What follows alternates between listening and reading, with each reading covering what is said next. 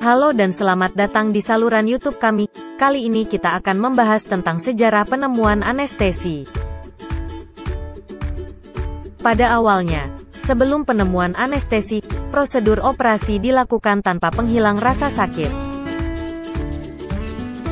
Pasien merasakan rasa sakit yang tak tertahankan saat pisau bedah mereka memotong kulit mereka. Tapi semua itu berubah pada tahun 1846. Di Boston, Amerika Serikat, seorang dokter gigi bernama Dr. William Morton memperkenalkan apa yang disebut anestesi umum. Dia menggunakan senyawa yang dikenal sebagai ether untuk membuat pasien tidak merasakan sakit selama operasi. Ether, yang ditemukan oleh seorang ahli kimia bernama Crawford Long, adalah senyawa yang memiliki sifat anestetik. Dr. Morton menggunakan ether ini dengan berhasil pada pasien pertamanya, Gilbert Abbott.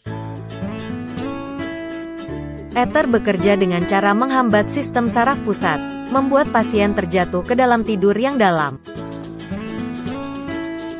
Ini memungkinkan para dokter untuk melakukan operasi tanpa membuat pasien merasakan sakit. Dengan penemuan ini, dunia medis berubah secara drastis. Operasi dapat dilakukan dengan lebih aman dan efisien.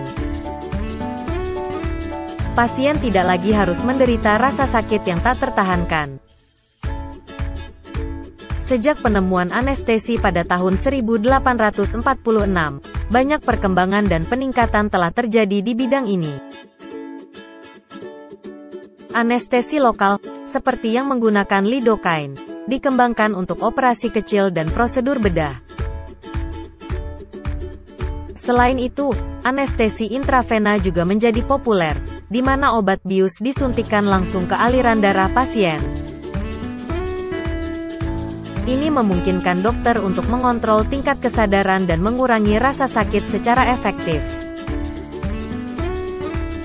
Sejak penemuan anestesi, operasi medis telah menjadi jauh lebih manusiawi.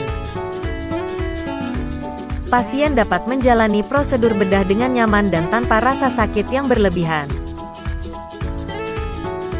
Terima kasih telah menonton, sampai jumpa di episode berikutnya.